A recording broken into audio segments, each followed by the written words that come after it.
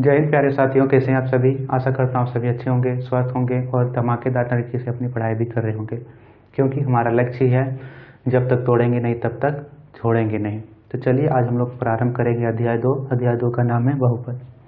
बहुपद हम लोग आज प्रारंभ करेंगे, इसके कॉन्सेप्ट को ही जानेंगे। देखिए, किसी भी चीज़ को पढ़ने के लिए आप सभी को कॉन्सेप्ट का जानना बहुत ही ज़्यादा ज़रूरी है। आप लोग को कॉन्सेप्ट याद रहेगा तो उससे जितने भी प्रश्न बनते हैं आप सभी अच्छे से हल कर पाओगे। इसीलिए कॉन्सेप्ट को समझना बहुत ही ज़्यादा ज़रूरी होता है। इसमें आप लोगों को 50 क्वेश्चन मिले या फिर 500 क्वेश्चन, आप लोग उन प्रश्नों को अच्छे से हल कर पाओगे। क्यों? जब आपको तरीके पता होंगे, जब आपको कॉन्सेप्ट पता होगा। तो चलिए आज हम लोग कॉन्सेप्ट को पढ़ेंगे अध्याय 2 का, जिसका नाम है बहुपद। देखिए, जो बहुपद होता क्या है। बहुत यानी बहुत सारे और पद को पद, यानी जो बहुत सारे पदों से मिलकर बना होता है उसे बहुपद कहते हैं।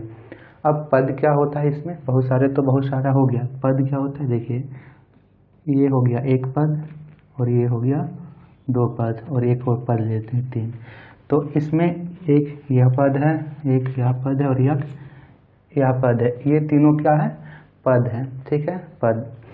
आप लोग पूछिएगा सर इसमें पद है लेकिन ये पद ही क्यों है, या इस रूप में है। तो इसका जो प्रथम में दिया हुआ है 2, उसे क्या कहते हैं। सेकंड में है एक्स अल्फ़ाबेट में दिया हुआ है, उसे क्या कहते हैं। और थर्ड यहाँ पे भी दिया हुआ है, फर्स्ट में अंक दिया हुआ है, सेकंड में फिर से यहाँ पे अल्फ़ाबेट का कोई वर्ड दिया, यहाँ पे लेटर दिया हुआ है, तो उसे क्या कहते हैं। तो चलिए सब कुछ जानते हैं, बेसिक से एकदम अच्छे से जानते हैं। आप लोग अपने कॉपी किताब निकाल लीजिए और सारी चीज़ों को नोट करते जाइए, ताकि आप लोगों को बाद में उसे रिवीजन करने में किसी भी प्रकार की परेशानी ना हो। तो देखिए, बहुपद में सबको पढ़ने हैं पद।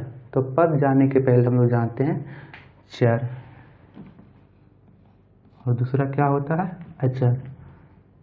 चर क्या होता है और अचर क्या होता है।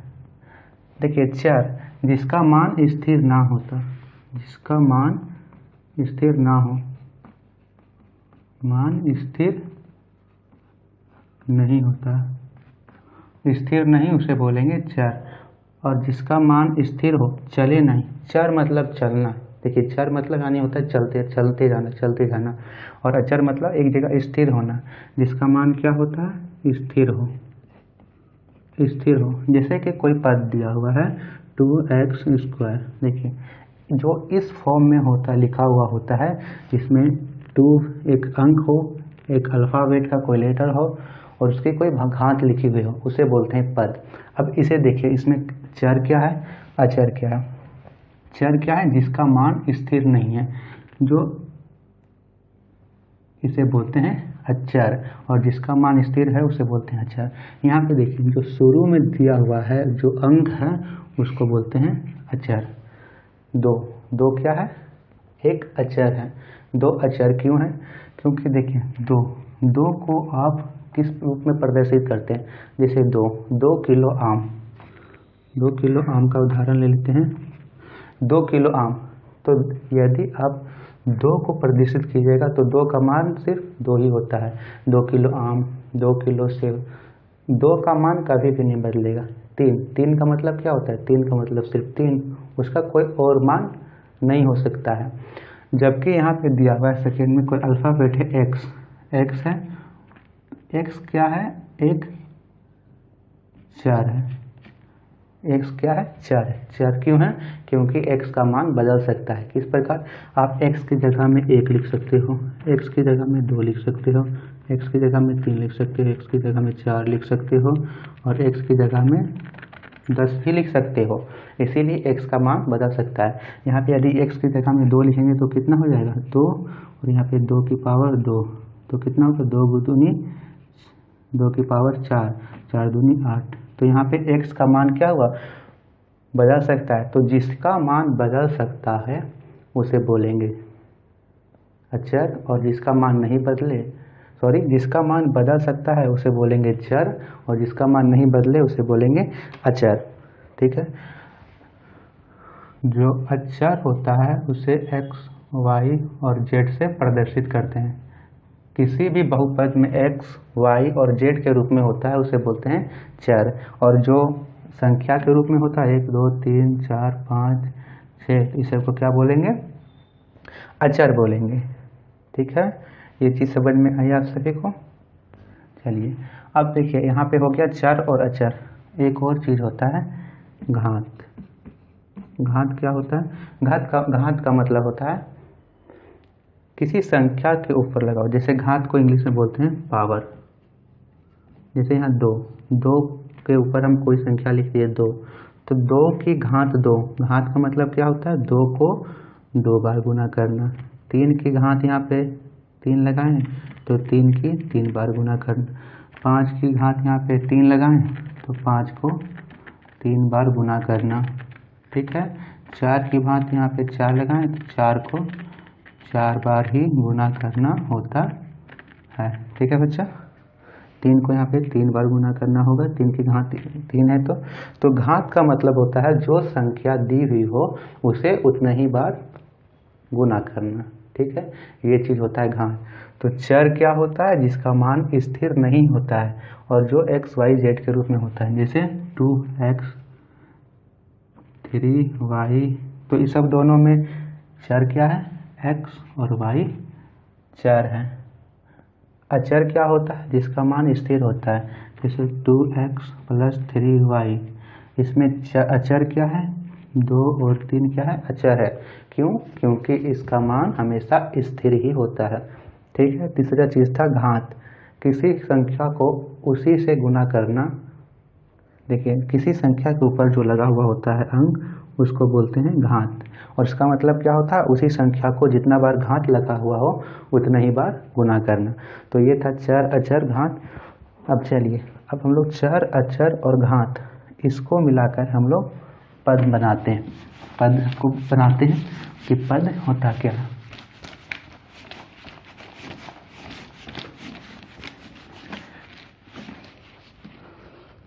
देखिए, हमने पढ़ा चर और अचर। तीसरा होता है पद, इंग्लिश में बोलते हैं टर्म। ठीक है, इंग्लिश में इसको बोलते हैं टर्म या पद। देखिए, यहाँ पे एक जिसमें चर, यहाँ पे कोई संख्या है अचर, एक चर है, ये अचर है, और एक चर। जो पद होता है उसमें चर और अचर दोनों सम्मिलित होते हैं। जिसमें चर और अचर दोनों सम्मिलित हो उसे क्या बोलेंगे? पद बोलेंगे। अब देखिए, यहाँ पे जैसे 3 और x, इसमें ये क्या है? अचर है, और ये क्या है? चर है। इसमें चर और अचर दोनों सम्मिलित है, इसीलिए इसको बोलेंगे पद। समझ में आया? जिसमें चर और अचर दोनों सम्मिलित होता है उसे बोलेंगे पद। अभी देखिए, एक को हम लोग पद बोल सकते हैं? बोल सकते हैं, बिल्कुल बोल सकते हैं, क्योंकि एक है उसके पीछे x लगा दीजिए तो क्या हो गया? पद ही हो गया। ठीक है, तो जिसे हम लोग, जिसमें अचर और अचर दोनों सम्मिलित होता है उसे पद बोलते हैं। अब देखिए, पद क्या होता है? पद कितने प्रकार के होते हैं? पद कितने प्रकार के हो सकते हैं? पद को बांटने से पहले हम लोग पढ़ लेते हैं कि पद को किस प्रकार हम लोग कर सकते हैं। जैसे यहाँ पे 2x, यहाँ पे एक ही बार दिया हुआ है तो इसे बोलेंगे एक पद। यहाँ पे 3x, तो इसे बोलेंगे एक पद। यहाँ पे 3x + 2, तो इसमें कितना पद है? 2 पद। देखिए, यहाँ पे है एक पद और यहाँ पे है एक पद, तो इसमें कितने पद है? द्विपद। यहाँ पे 3x² + 4x + 3, यहाँ पे एक पद ये है, एक पद ये है और एक पद ये है। इसमें भी एक पद है, तो इसमें क्या हो गया? त्रिपद। ठीक है, और इसको क्या बोलेंगे? एक पद। तो जिसमें एक ही चर अचर हो उसको बोलेंगे एक पद, जिसमें दो चर अचर हो उसको बोलेंगे द्विपद, जिसमें तीन चर अचर हो उसे बोलेंगे त्रिपद। ठीक है। अब चलिए, अब हम लोग पदों को आपस में जोड़ना सीख रहे हैं कि आपस में पदों को किस प्रकार जोड़ा जाता है और आपस में पदों को जोड़ना क्या कहलाता है। तो बताइए, आप सभी को अभी तक की चीज़ें क्लियर हुई? किसी प्रकार का डाउट होगा तो आप सभी कमेंट में जरूर पूछिएगा।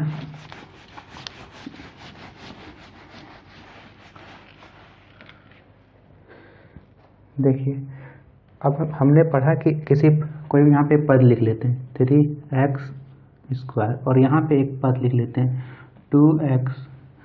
देखिए, अब इन दोनों को हम लोग किस प्रकार जोड़ सकते हैं, मतलब इन दोनों में जोड़ना या घटाना, इन दोनों में संबंध स्थापित करना क्या कहलाता है? बीजगणितीय व्यंजक कहलाता है। बीजगणितीय व्यंजक कहलाता है। बीजगणितीय व्यंजक। बीजगणितीय व्यंजक क्या होता है? जब दो पदों को जोड़ा जाता है या घटाया जाता है तो उसे बोलेंगे बीजगणितीय व्यंजक। जैसे कि 3x² और इसे 2x, इन दोनों को क्या करेंगे हम लोग? संबंध स्थापित करेंगे। यहाँ या तो इसे हम लोग जोड़ सकते हैं या 3x², फिर यहाँ पे क्या है जोड़ सकते हैं तो या फिर घटा सकते हैं। कुल मिलाकर इन दोनों में संबंध स्थापित करना बीजगणितीय व्यंजक कहलाता है। बीजगणितीय व्यंजक कहलाता है। देखिए, बीजगणितीय व्यंजक 3x² + 2x + 4, इसे भी बीजगणितीय व्यंजक बोलेंगे। 5x + 4, इसे भी बीजगणितीय व्यंजक बोलेंगे। 3x² + 5x + 9, इसे भी बीजगणितीय व्यंजक बोलेंगे। ठीक है, इसे भी बीजगणितीय व्यंजक बोलेंगे। देखिए, बीजगणितीय व्यंजक को जब हम लोग, देखिए जो यहाँ पे बीजगणितीय व्यंजक दिया हुआ है और इसे जब हम लोग शून्य के बराबर कर देते हैं तो इसे बोलते हैं इक्वेशन। क्या बोलते हैं? इक्वेशन या फिर समीकरण। ठीक है बच्चा, यहाँ पे एक बीजगणितीय व्यंजक किसे बोलेंगे? दो पदों को आपस में जोड़ना बीजगणितीय व्यंजक कहलाया, एक पद और दो पद।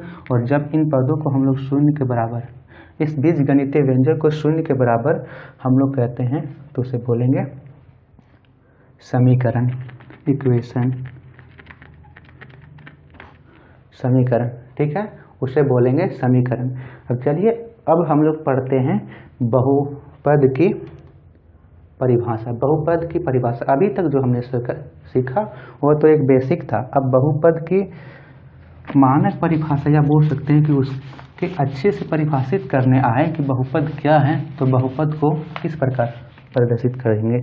तो देखिए, बहुपद को हम लोग बोलेंगे, बहुपद की परिभाषा किसी बीजगणितीय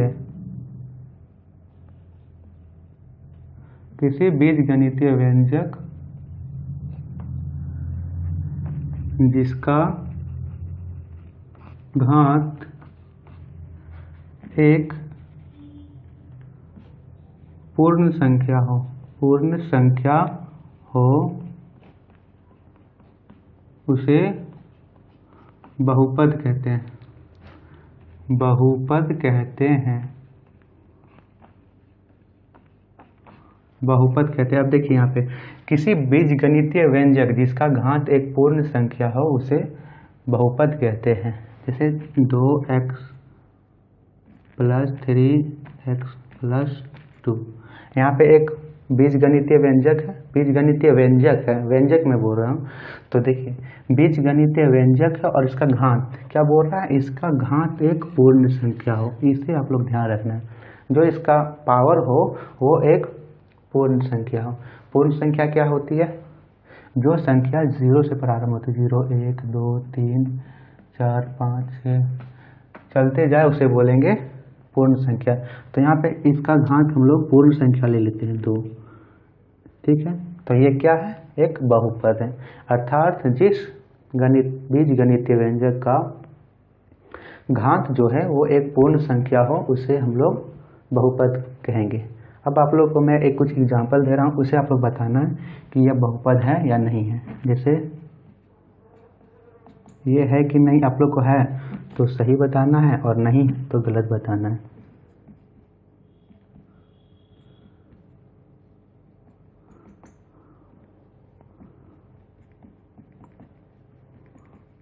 अब बताइए इन तीनों में से कौन सा बहुपद है और कौन सा बहुपद नहीं है।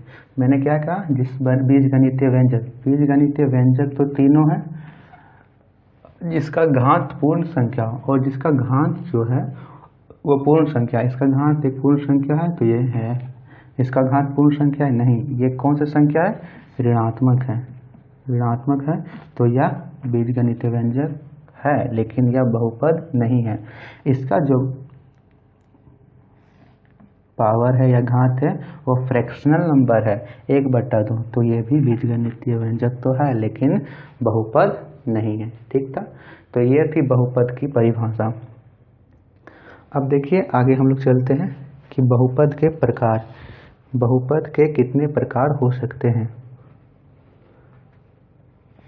ठीक है बच्चा, अगर हमने बहुपद पढ़ा, इन बहुपद के प्रकार भी तो जानेंगे कि कितने प्रकार के बहुपद होते हैं। देखिए इसे देखने के बाद इस अध्याय में जितने भी प्रश्नावली हैं आपको उसे पढ़ने में बहुत ही ज़्यादा आनंद आएगा, बहुत ही ज़्यादा मज़ा आएगा। तो इसे आप लोग बस देखते रहिए, देखिए कितना अच्छा लगेगा आप सभी को। देखिए तो हम लोग देखते हैं बहुपद के प्रकार।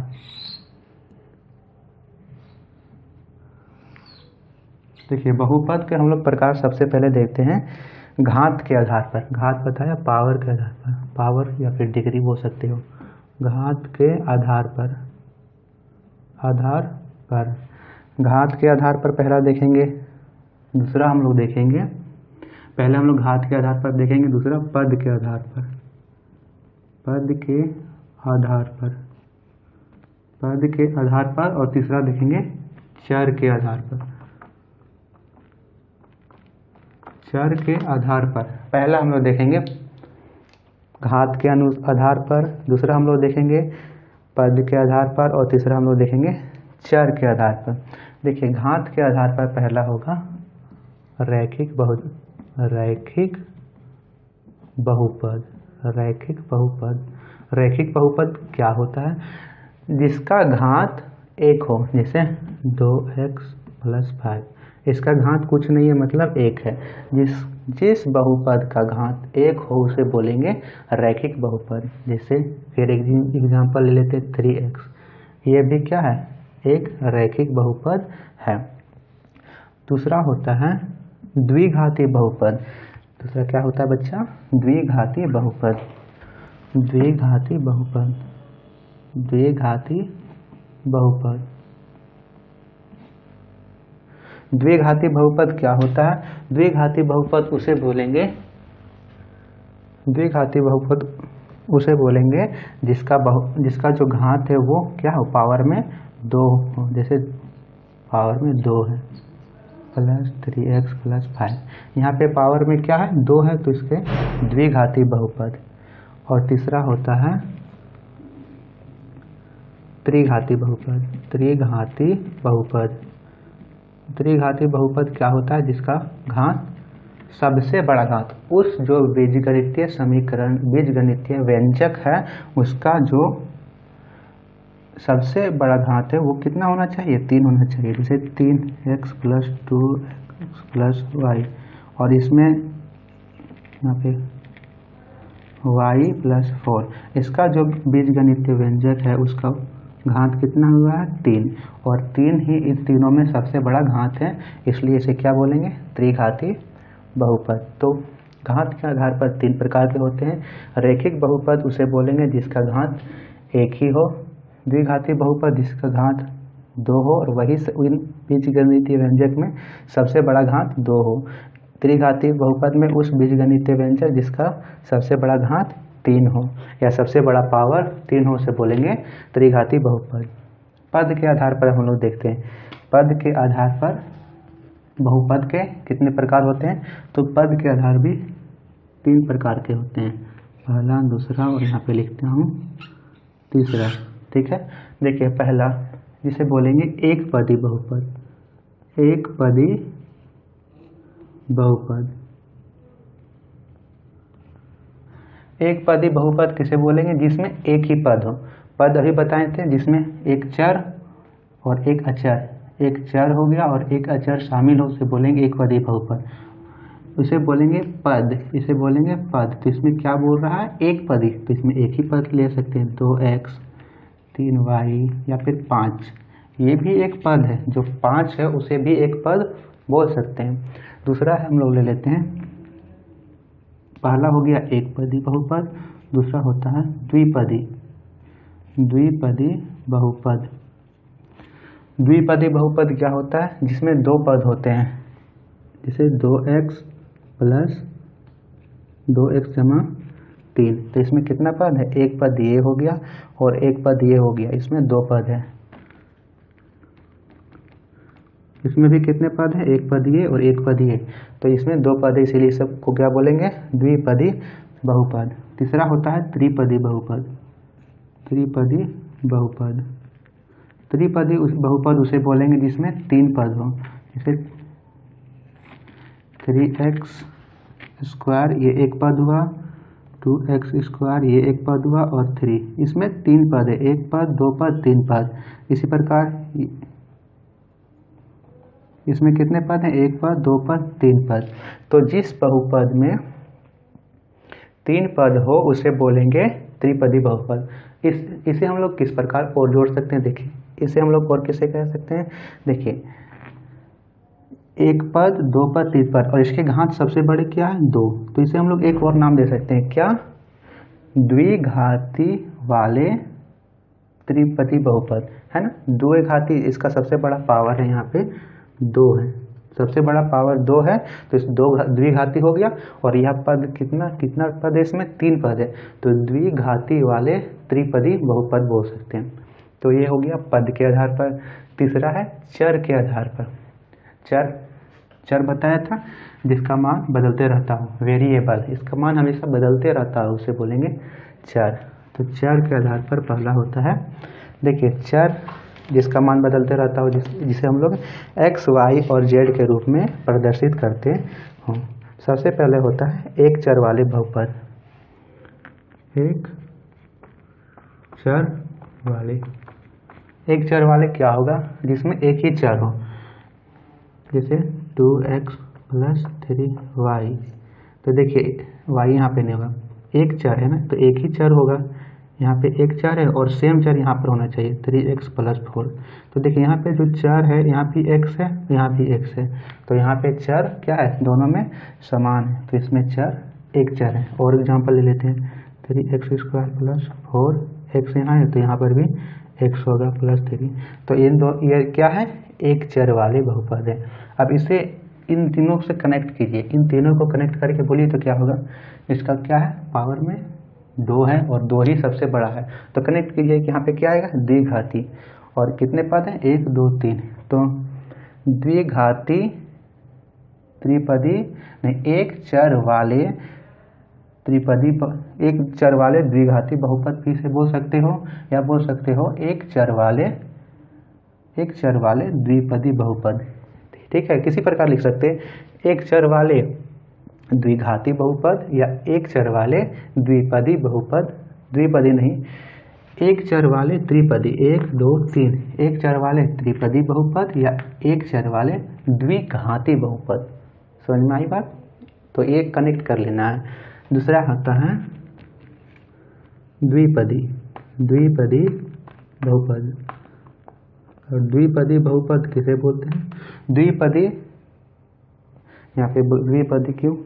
देखिए, द्विपदी यहाँ पे दिमाग में था तो वो लिखा गया, सॉरी, हम लोग यहाँ पे दूसरा प्रकार पढ़ रहे हैं, चर वाला पढ़ रहे हैं। तो एक चर वाले हो गया, दूसरा हो गया दो चर वाले, दो चर वाले बहुपद। दो चर वाले बहुपद क्या होता है? जिसमें दो चर है। इसमें हम लोग सिर्फ एक चर था x और x, और दो चर में क्या होगा? दो चर, जैसे 3x प्लस 4, यहाँ पे एक चर है तो एक और चर ले लीजिए y प्लस 4। तो इसमें कितना चर आ गया? दो चर। इसी प्रकार एक और एग्जाम्पल लीजिए, देखिए यहाँ पे क्या है? जो चर है दो ही है, तो इसे बोलेंगे दो चर वाले बहुपद। और तीसरा होता है अनेक चर वाले, अनेक चर वाले अनेक चर वाले बहुपद। अनेक चर वाले बहुपद क्या हो सकता है? जैसे जिसमें अनेक चर हो, 2x + 3y + 4z, इसी प्रकार और कुछ हो सकता है। तो इसे क्या बोलेंगे? अनेक चर वाले बहुपद। अनेक चर वाले बहुपद। इसे और हम लोग कनेक्ट करके देखिए, तो इसे क्या बोलेंगे? अनेक चर वाले त्रिपदी बहुपद, या फिर अनेक चर वाले, इसका पावर में क्या है? सबसे बड़ा अंक 2 है, तो अनेक चर वाले द्विपदी बहुपद। तो इसे कनेक्ट करके भी आप लोगों को देखना है, तो फिर से देख लेंगे। देखिए, पद जो बहुपद है उसे 3 आधार पर बांटा गया है। पहला था घात के आधार पर, दूसरा था पद के आधार पर, और तीसरा था चर के आधार पर। घात के आधार पर पहला, जिसमें किसी भी प्रकार का घात ना हो, उसे क्या बोलेंगे? रैखिक बहुपद। दूसरा, जिसमें कि इसका घात 2 दिया हुआ हो और उस बीजगणितीय व्यंजक में सबसे बड़ा घात 2 ही हो, तो उसे बोलेंगे द्विघाती बहुपद। तीसरा था जिसका घात 3 हो, उसे बोलेंगे द्विघात। जिस बीजगणितीय व्यंजक का जो घात है 3 हो और उस बीजगणितीय व्यंजक में सबसे बड़ा घात 3 ही होना चाहिए, तो उसे बोलेंगे त्रिघाती बहुपद।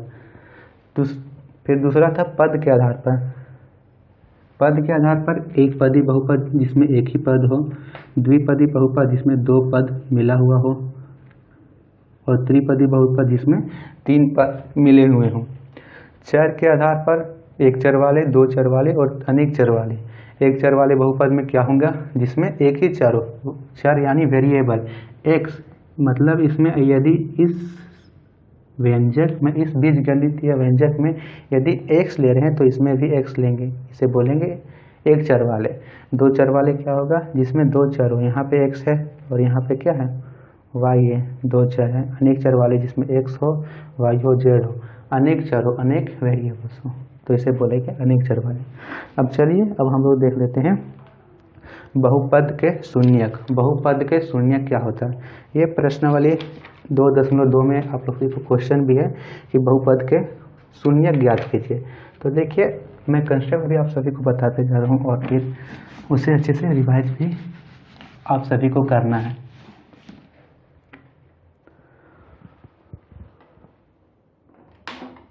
बताइए, आप सभी को क्लियर नज़र आ रहा है?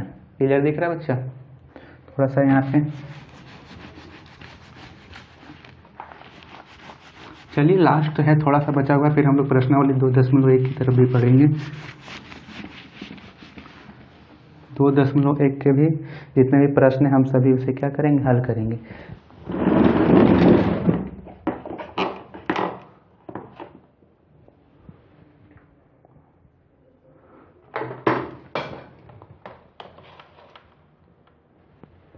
तो देखिए, अब हम लोग जानते हैं कि बहुपद का शून्यक क्या होता है। यहाँ पे देखिए, बहुपद का शून्यक, बहुपद का शून्यक,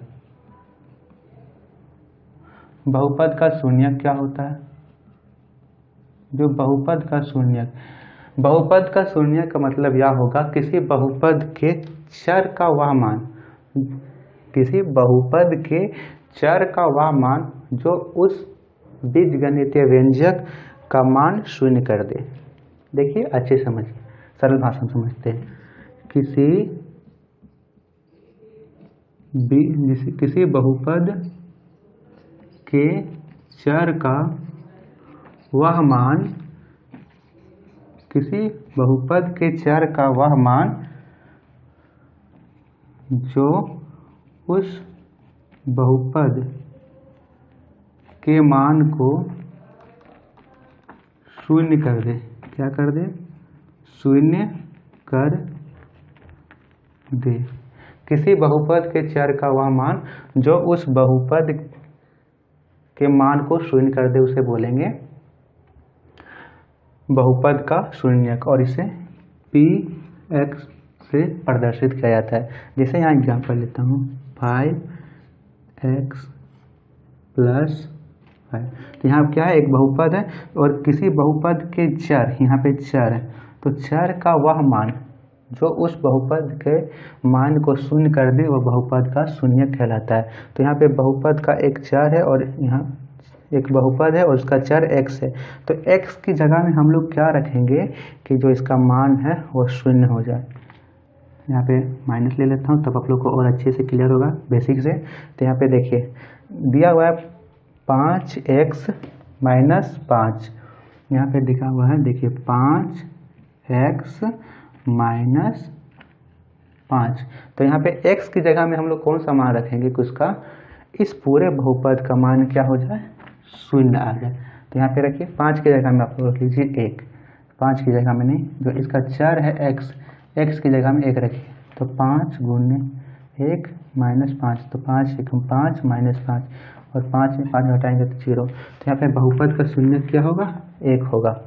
x बराबर 1 आया, तो बहुपद का शून्य पहला में क्या दिया हुआ है, 1 होगा। समझ में आया, बहुपद का शून्य क्या होगा, 1 बना हुआ है, क्योंकि यहाँ पर x के जगह में हम लोग 1 रखेंगे, तभी इस बहुपद का पूरा मान शून्य के बराबर आएगा। तो बहुपद का शून्य क्या होगा, इसमें ये बना देता हूँ 1 होगा। तो ये इसमें बहुपद का हुआ है, यहाँ पे टच हुआ है ऐसे करके।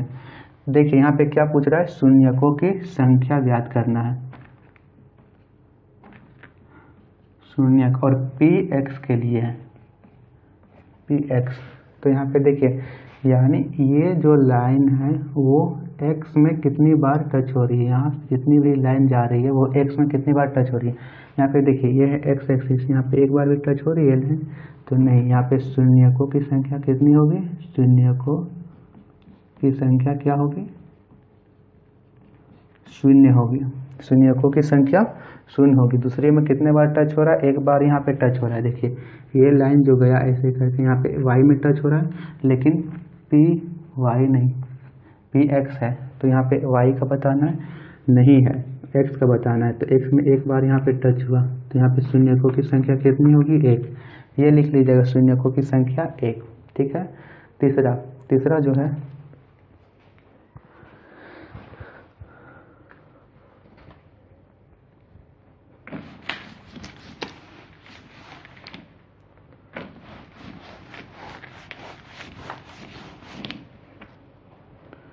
तीसरा जो दिया हुआ है, सीधा बनाइए। यहाँ पे x एक्सिस ये है और ये है y एक्सिस। ठीक है, ये x एक्सिस है और ये है y एक्सिस। इसी प्रकार ये है x एक्सिस और ये है y एक्सिस, ये x अक्ष है और ये y अक्ष है। तीसरा में दिया हुआ है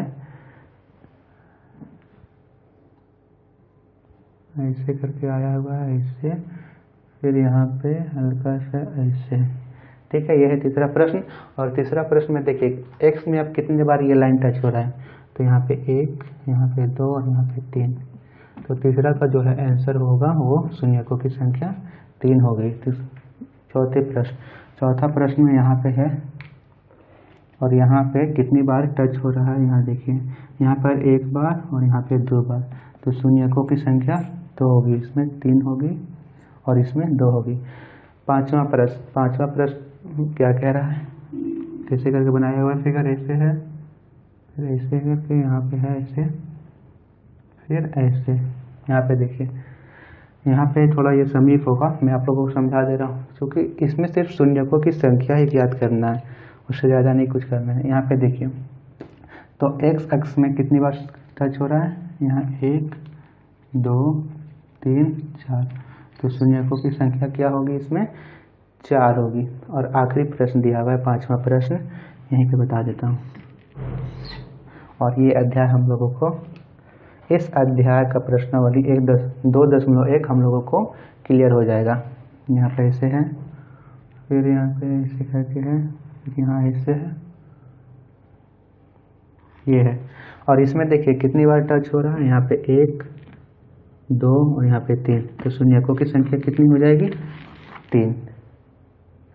तो प्रश्नावली 2.1 में जितने भी प्रश्न थे इतने ही प्रश्न हैं और कुछ नहीं है। प्रश्नावली 5 प्रश्न था ना, हाँ ठीक है, 6 प्रश्न था, 3 4 5 और 6। हाँ, 6 प्रश्न में सभी प्रश्नों को हल किया।